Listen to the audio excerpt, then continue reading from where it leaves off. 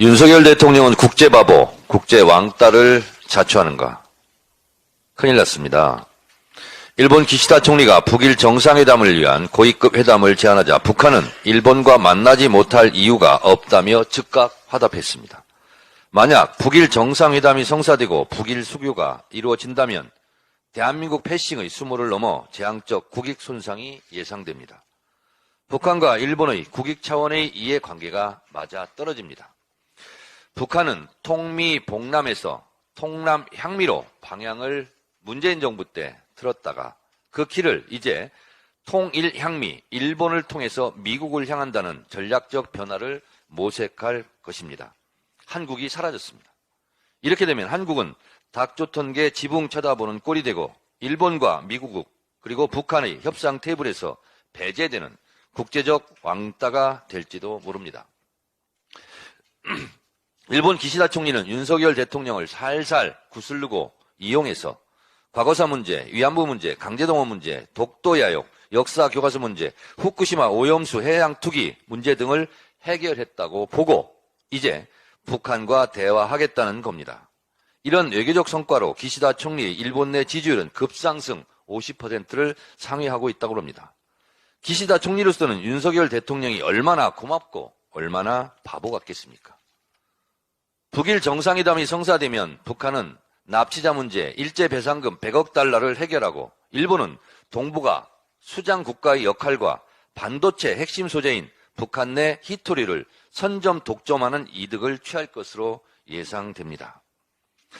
서로 적대하고 전쟁을 치렀던 미국과 베트남도 자국 이익을 위해 손잡았습니다. 베트남의 도임의 개혁 개방 정책에 미국이 적극적으로 지원했습니다. 변화무쌍한 국제 외교의 흐름을 놓치면 국제적 왕따가 되는 것은 물론 심대한 국익의 피해도 뒤따른다는 것을 윤석열 정권은 과연 인식하고 있는가? 국제 외교 무대에서 영원한 적도 영원한 동지도 없다는 냉철한 외교적 전쟁터 같은 그런 무대에서 윤석열 정권은 무엇을 하고 있습니까? 수출로 먹고 사는 나라 한국이 수출의 4분의 1 이상을 차지하는 중국과 적대시에 대중국 무역 적자가 눈덩이처럼 불어나고 북한, 일본, 미국의 자국 이익 전략에 한국만 외톨이가 된다면 그래서 한국의 외교와 무역에 치명적 손상이 온다면 그 피해는 고스란히 국민들의 고통으로 전가될 것입니다. 변두리 깡패는 강자에게 약하고 약자에게 약탈과 폭력을 휘두릅니다. 강대국에게 굽신굽신 굴종하고 자국 국민에게는 폭력적 탄압과 압수수색 두드려 패는 것을 보면 꼭 변두리 깡패 정권을 닮은 것 같습니다.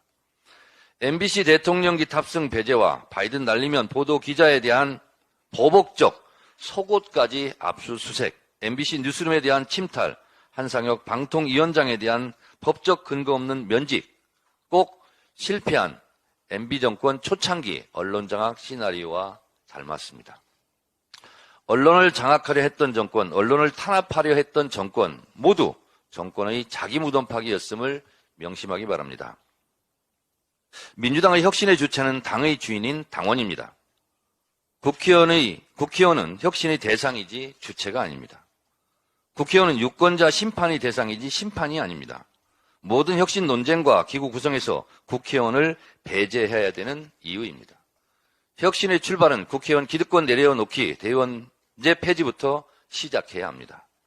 혁신의 대상들이 혁신 떠들지 말기 바랍니다. 혁신의 칼자루를 당원과 국민들께 돌려드립시다. 정권은 짧고 국민은 영원하듯이 국회의원은 짧고 당원은 영원합니다. 지난 5월 30일 본회의장에서 저는 분명히 일어서서 이해했습니다라고 말했고 이는 방송 영상에도 나옵니다. 이를 무시하고 방망이를 두들긴 김진표 의장은 국회법 제112조 3항을 위반했습니다. 당시 국회의장도 지금 이의가 있으니까 표결해야지 라고 말했고 의사국장이 이를 의장에게 잘못 전달해 벌어진 일입니다. 법대로라면 장제원 과방위원장 선출은 원인 무효가 됩니다. 잘못된 것을 반드시 바로잡겠습니다. 이상입니다.